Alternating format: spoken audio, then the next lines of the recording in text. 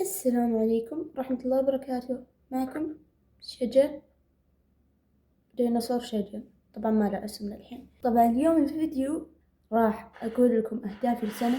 الله يطلع ذا الكرسي يطلع أصوات. المهم اليوم كل زق خلاص افحمت كبدي. اليوم راح أقول أهدافي لسنة 2026 بما أن اليوم 31 ديسمبر وبكرة راح ندخل 2026. يا رب يمديني أنزله قبل تنتهي السنة. فعندي تقريبا هنا 14 هدف تقريبا. راح خلاص افحمت كبدي من ذا الكرسي، لازم اشتري كرسي جديد. عندي 14 هدف، وهذه الأهداف إن شاء الله راح يعني في أشياء ممكن تكون عندكم بالنسبة لكم معقولة وبالنسبة الثانية مو معقولة، لكن يعني هذه أهدافي وكل واحد إن شاء الله كاتب أهدافه لما السنة الجديدة. طيب بسم الله نبدأ بالهدف الأول. أول هدف إني أوصل 10,000 مشترك في اليوتيوب. طبعا عندي إن شاء الله بداية سنة كاملة راح يمديني أسوي فيها تقريبا يعني فيديوهات عديدة ممكن أقدر أنشهر فيها. ف10,000 إن شاء الله هدف ممتاز أبدأ فيه، بما أن الحين ما عندي إلا 3 مشترك أو 4 مشترك. فإن شاء الله في السنة الجديدة أبي أوصل 10,000 مشترك إن شاء الله في اليوتيوب.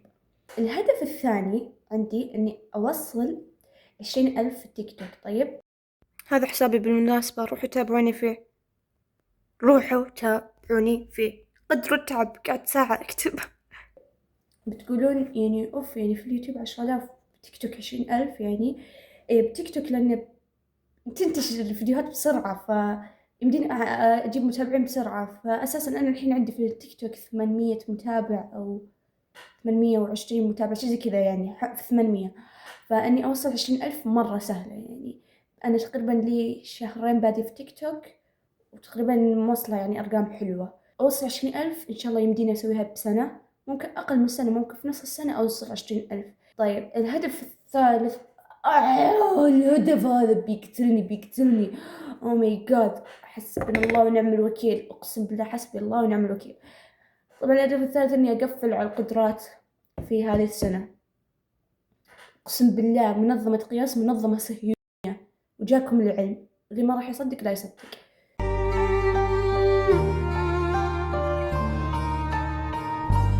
فلازم أقفل على القدرات. ليه؟ لأني الحين أنا ثاني ثانوي، إذا رحت ثالث ثانوي لما قفلت على القدرات راح أموت فعليا. يعني ليه؟ لأن في ثالث ثانوي وراي تحصيلي، وراي مشروع التخرج، وراي ثالث ثانوي بكبرها.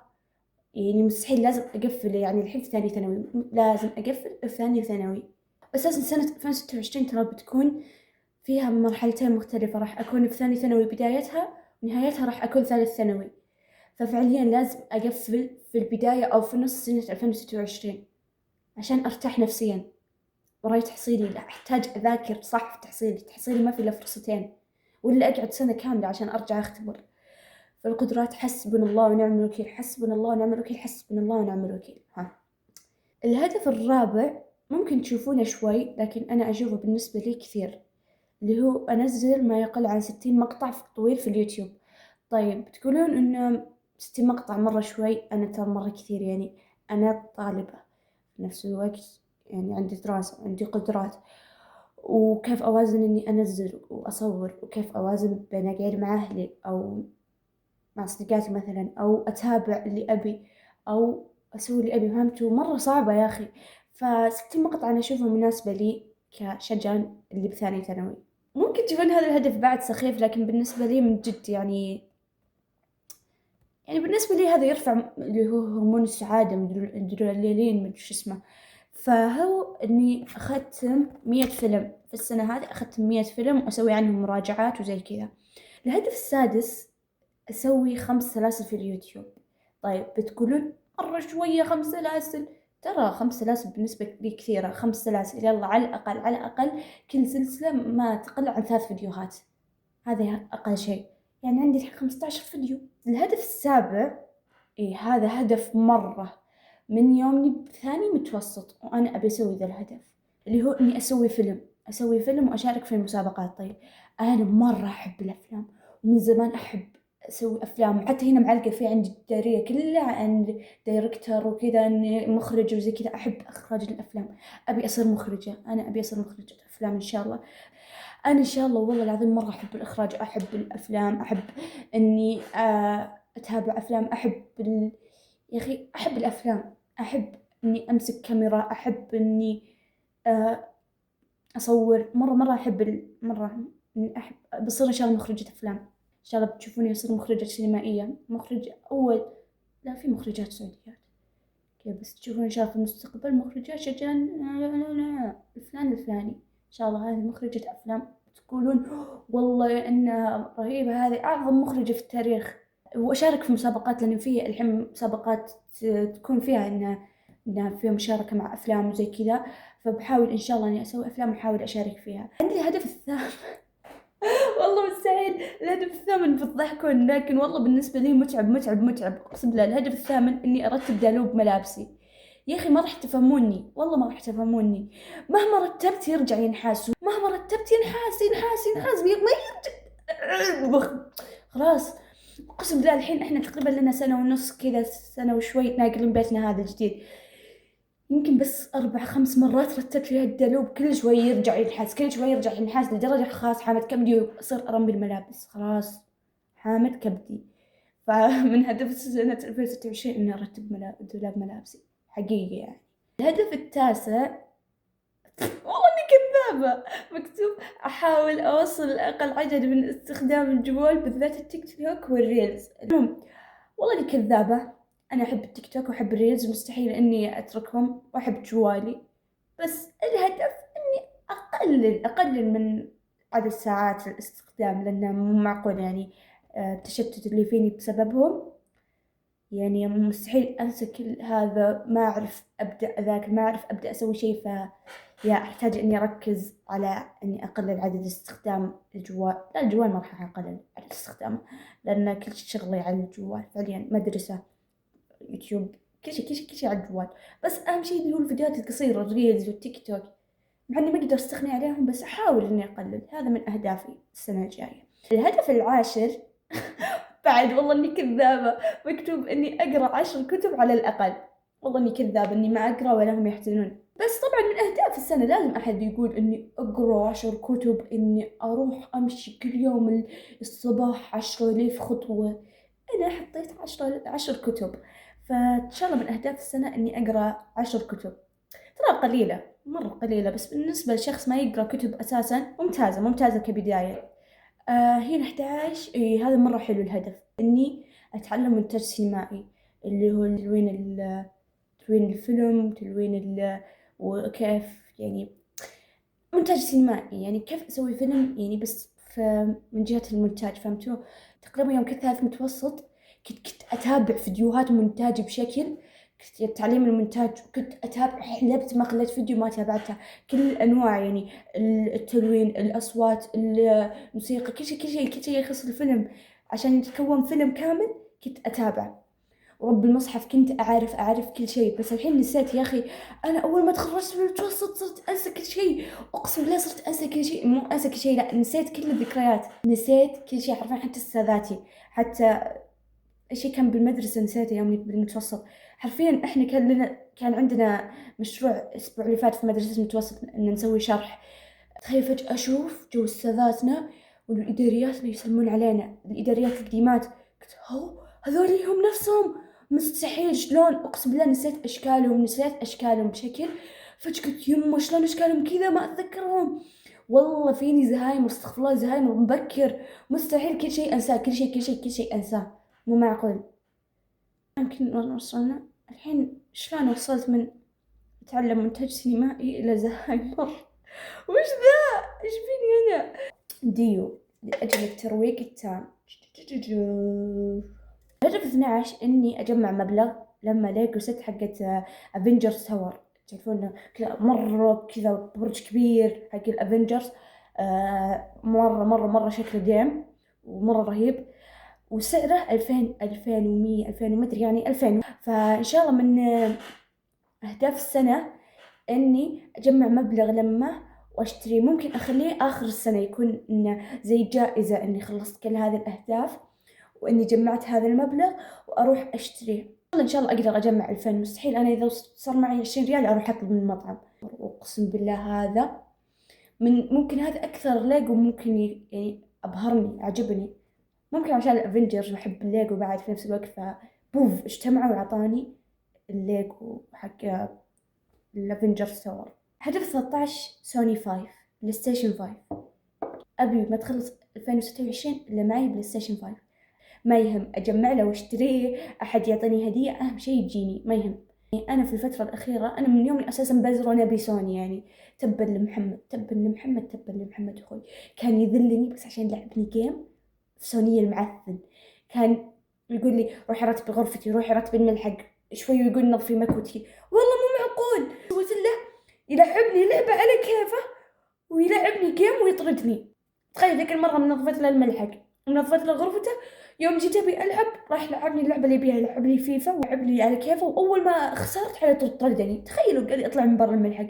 انا انت مغولي اساسا. ابوي اول ما جاب السوني كان يقول هذا لك ولاخواتك، لك ولاخواتك، بس الزق ما ادري شلون صار حقه فجاه. فانا من يومي بزر وانا اطلب سوني خاص فيني، من يومي بالمتوسط بس ما حد كان يسمعني. لكن آخر فترة أنا أطلب أبوي سوني. كنت أبلش إلى الآن ترى أبلش أبي سوني أبي سوني، وكل شوي أرسل له رابط سوني جرير، رابط سوني في إكسترا في أي مكان، أرسل له رابط وألمح له أقول يلا متى بتجي بيجيني سوني، ترى بتخلص السنة وأنت ما جبته زي كذا، فهمتوا؟ إن شاء الله ما تخلص سنة 2026 إلا جايب لي سوني. آخر هدف والله بتضحكون ترى، بقرأ لكم طيب بعدين بفهمكم. الهدف إني أتهاوش مع كل الأستاذات اللي لعبوا في نفسيتي ودرجاتي. أستاذات المتوسط خاص عفيت عنهم، مع إنهم كان أكيد كل الأستاذات المتوسط أكرههم، كنت دايما متهاوشة معي ويسبسبون فيني، لكن خلاص عفيت عنهم. يعني متوسط رحنا بزاري مراهقة وكذا. نبدأ لكم الحين مع أستاذات الثانوي، عيال الكلب بنات اليهود. استغفر الله. المهم أقول لكم أستاذات الثانوي ما خلوا درجة اللي لعبوا فيها ونفسيتنا لعبوا فيها. حسبي الله ونعم الوكيل على كل من ظلمني، وحسبي الله على كل من قاعد يهاوشني، وحسبي الله على كل من اغتابني. طيب نبدأ. كم عندي من أستاذة؟ بعدد لكم. أستاذة رياضيات، كيمياء، أحياء، فيزياء، كفايات، إنجليزي تفو على زبدة الكلب، وتاريخ. لا تقريبا هذول كل أستاذاتنا ثاني ثانوي. طيب أستاذات بنات الكلب اللي أكرههم أحياء وإنجليزي بنت الكلب، وأحياء بعد بنت الكلب، وفيزياء بنت الكلب بس خفيفة بنت الكلب. كيمياء يعني لا كيمياء يا أخي. الحين أقول لكم ذا أستاذ كيمياء يا أخي مو بأحبها ولا أكرهها. ليه؟ لأنها هي من الناس اللي ما تعرف يعني تعطي نفسها زي إنه يا أنا ترى اعتبروني أستاذة ولا تمنون معي، يعني تصير لي هيبة، أو أنا تراني حبوبة وأحب البنات والبنات يحبوني يسولفون معي. لا هي كذا يوم كذا ويوم كذا، فيها انفصام شخصية ما تدرون ثنائي القطب.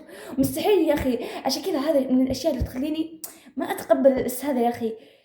يعني يا تصيرين أستاذة دس هيبات ولا لا تصيرين يعني تصيري حبوبة مع البنات. يعني مو تصيرين يوم متخلفة شخصية وتكرهين البنات يوم تحبينهم. لا ما أحب كذا، أنا ما أحب المتخلفين شخصيا. أستاذة الرياضيات صح إنها كانت دائما تقفط لنا وإرين نغش اختبارات الرياضيات، وقد مرة يعني هذا الشيء صدق أنا مقهورة منه. كان في اختبار رياضيات وإحنا كنا مجموعة من البنات نازلين تحت نحتفل لأن إحنا كان عندنا مسرحية وفزنا فيها بلا بلا بلا بلا. المهم فكانوا معنا بنات من ثاني متوسط أو ثالث متوسط، إحنا يعني فصلنا.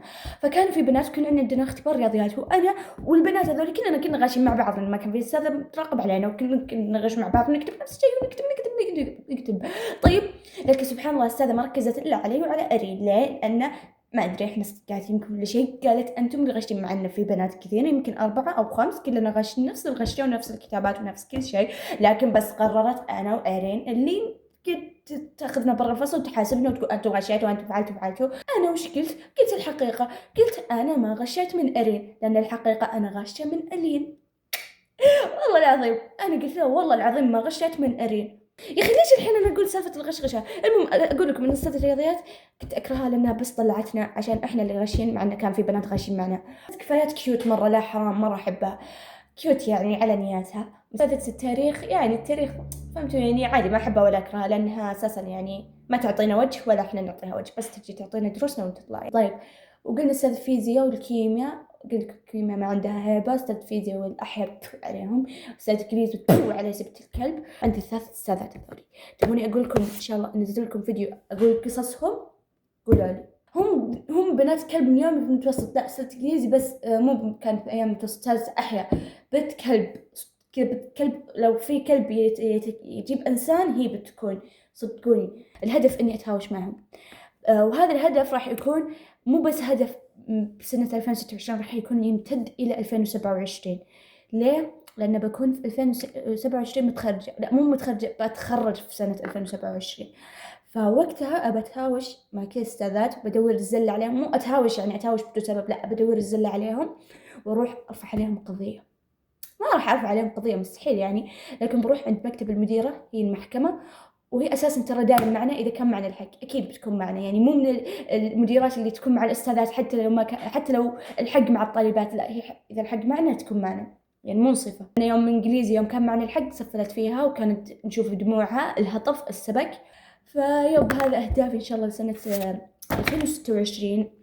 فان شاء الله عجبتكم أهدافي. في أهداف كثير ما كتبتها لأني ما أتذكر كتبتها هذا بسرعة عشان بس أسوي فيديو قبل تنتهي السنة. حقيقي يعني حقيقي يا ابن عمي. وبس لا تنسون تدعون على منظمة قياس وعلى أستاذات اللي أكرههم، أستاذة الأحياء إنجليزي وفيزياء، وتدعون لي بالتوفيق إن شاء الله، وإني أجيب أعلى الدرجات. يعني سيبوكم من الكلام اللي قلته قبل شوية، يعني إني أتعواج وإني أسبسب وإني أنا الحين شخصية الكيوت، وادعالي بالتوفيق والنجاح، وأجيب في القدرات، وأجيب في القدرات إن شاء الله زائد 90، وأقفل عليها من ثاني ثانوي. وإن شاء الله كلكم اللي يتابعون الفيديو إن شاء الله يجيبون زائد 99 بالقدرات التحصيلي، ويجيبون درجات عالية إن شاء الله في المدرسة. والله يوفقكم ويرزقكم زي كذا. حطوا لي لايك، قاعدة أدعي لكم، حطوا لايك واشتراك وانشروا الفيديو. واللي يبي يسوي لقطات بالتيك توك ترى يعني عادي، يسوي لقطات، خذوا من الفيديو يسوي لقطات بالتيك توك عادي، يعني سامحت لكم. بس سلام لي، مع السلامة. السلامة.